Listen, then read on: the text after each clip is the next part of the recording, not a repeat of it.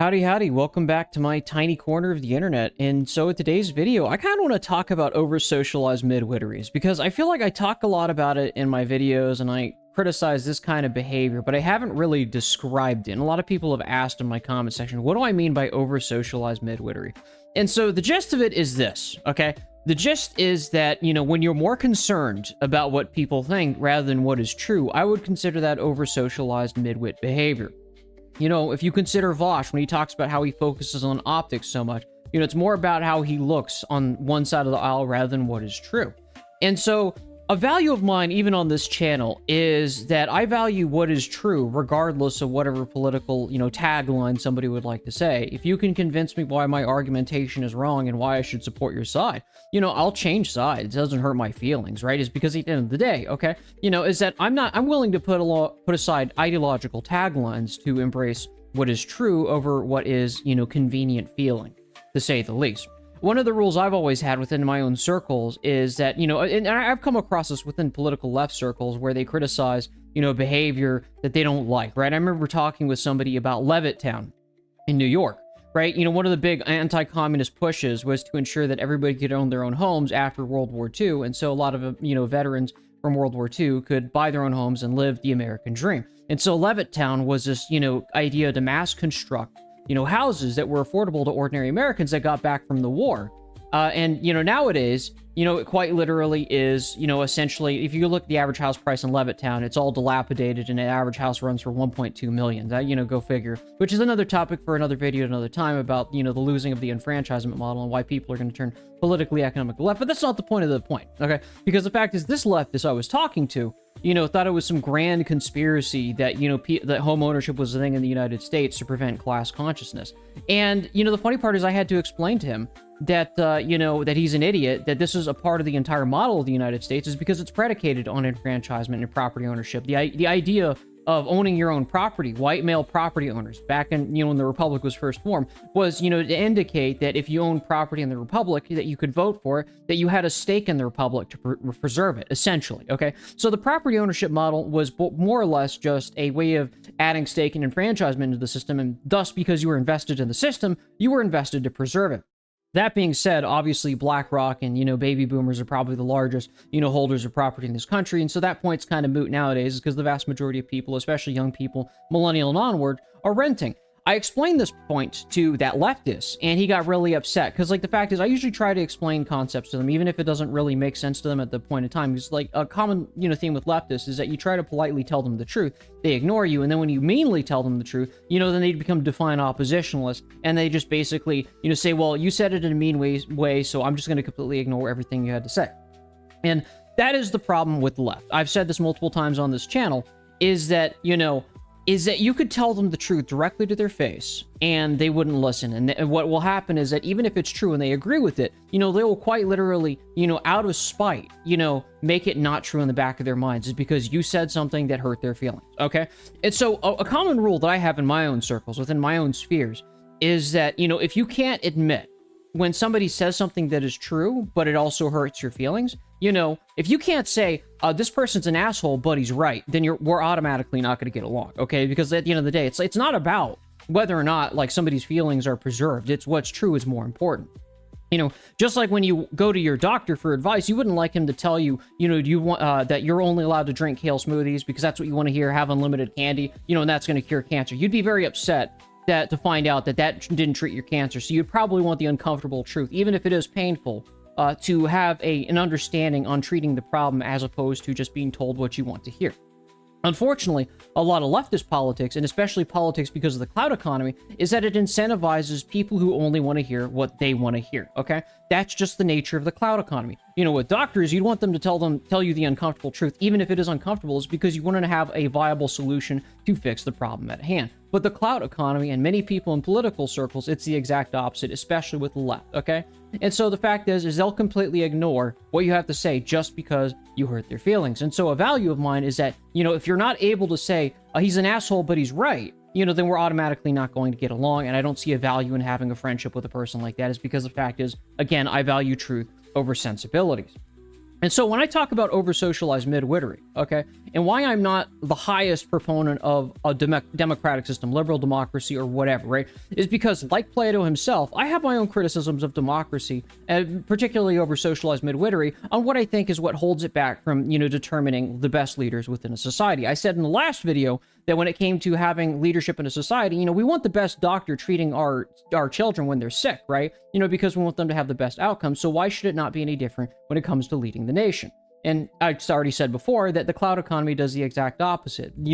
Politics, general politics, it's about vibe and how you feel or how you jive with people, which, don't get me wrong, I'm a social person. I like to talk to people, but at the end of the day, I value truth. And so the critiques that I'm making over socialized midwittery, I'm not the first person to make these talking points. I'm not the last person to make these talking points. Again, you can go all the way back to Plato, in ancient Greece, to recognize that there's always been problems with democracy. So one of the main problems I have with democracy, particularly, when it relates to over-socialized midwit behavior, is think of it this way, okay? Because we live in the clout economy, okay, where people are literally monetized to tell people what they want to hear. And everyone loves to talk and complain about grifters and political zealots, okay? Whether it be somebody who is quite literally just grifting is because they want clout points or updates so they can keep their monetization on their channel or whatever else, right? Essentially, the logic of that, when it comes to a democracy where everybody has one ability to vote and contribute their own thing, is that so much of the discussion within a democracy isn't about discussing good ideas or exchanging truths, but more or less signaling to people that you agree with them on particular talking points that just so happen to already be popular. And so, when it comes to over-socialized midwittery, when it comes to grifters who just basically, parrot the current talking points of whatever's currently popular at any given moment, okay, is that with the vast majority of people are grifters and people who are just saying things that just happen to be popular at the given moment, okay, none of these people are contributing an ounce of original thought to actually advance like any form of thought to make anything better. And that's the problem with democracy. This is why I have a very low opinion of democracy, because if you have 80% of people who are just telling people what they want to hear or what they think is popular at any given point in time, how do you break loose of that? How do you introduce new ideas to that? Something that might actually be potentially better, okay? And that's why I have a very low opinion of democracy, is because the fact is, at the end of the day, because while the grifters and the political zealots are just taglining what they think is popular at any given moment, it's always been the individual who has contributed his own thought against the over-socialized masses to give his 2 cents on what he thinks is the best course of action. Or she, really, for that matter, because anybody can do it. But it takes the individual to basically go against the masses and say, the average house price is $500,000, and, as a person of this generation, we're being gaslit over the cost of living crisis. We reject your notion, even if that is the popular politics of the time, okay? It has always been a minority that has driven history forward because they go against the grain to challenge the popular assumption at any given point in time.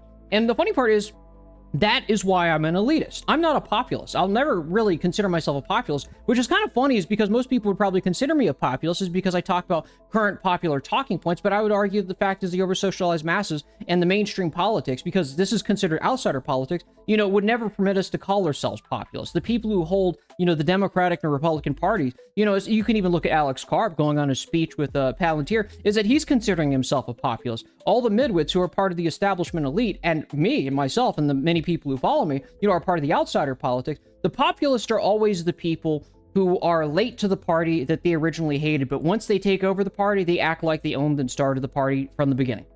That is why I'm not a populist, is because populists are self-identified populism. That's not to say populism isn't real, because populism is very real, and it changes every 10 years. But populists are always the midwits who jump on a bandwagon after the bandwagon's already been going for years, when they originally hated it for years, and then after the fact act like they invented it.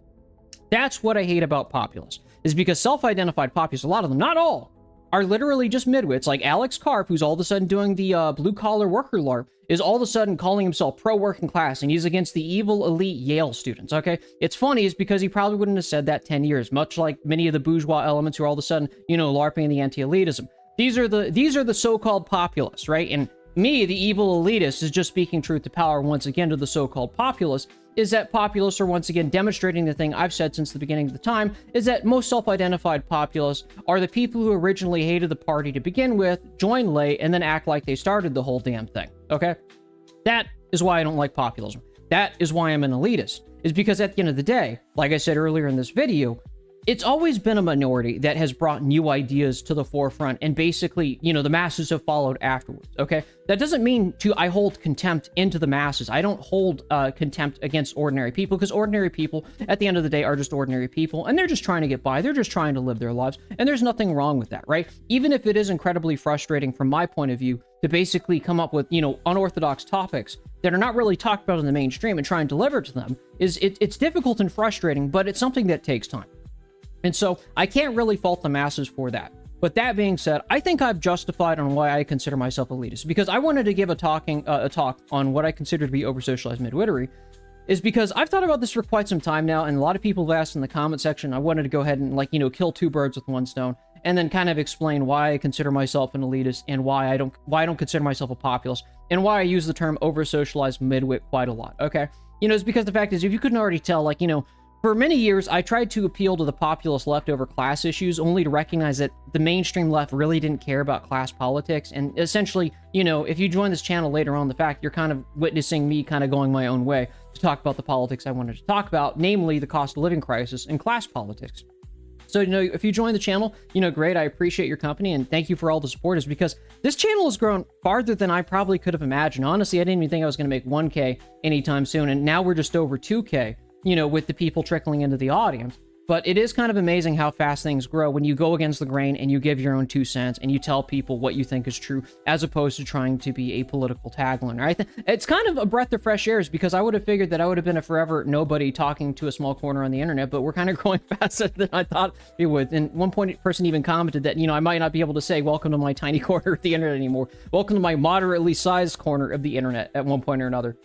But it is kind of amazing how far you can go by just going against the grain and just telling the truth and telling people, you know, what you think is, you know, the honest reality of things, as opposed to trying to appeal to the over-socialized midwits. Remember, don't try to appeal to the over-socialized midwits. They neither care nor even like you on what your opinion is, so you might as well go your own way anyways. It's because I've had, you know, people come in here busting my chops, talking about, class politics, people who would never watch my videos otherwise, to complain about, you know, how I'm not a real leftist. Okay, you know what, fine. Keep the label. I don't have a problem with that. I'm going to talk about class politics if you really want to die on the hill fighting for that label. I'm fine with going my own way. But that just goes to show that when you're true to yourself and you just tell the truth and you go against the grain and you don't necessarily appeal to, like, what, you know, people say they want, as opposed to what is actually true, maybe you can get pretty far. It seems to be working so far, so I'll probably keep going that with this channel, because it seems to be having some success and you guys are enjoying the content. So I'm glad you enjoyed enjoying the content. I'm glad you subbed to the channel. If you enjoyed this video, don't forget to like, share, and subscribe, and I hope to see you in the next video. Take it easy.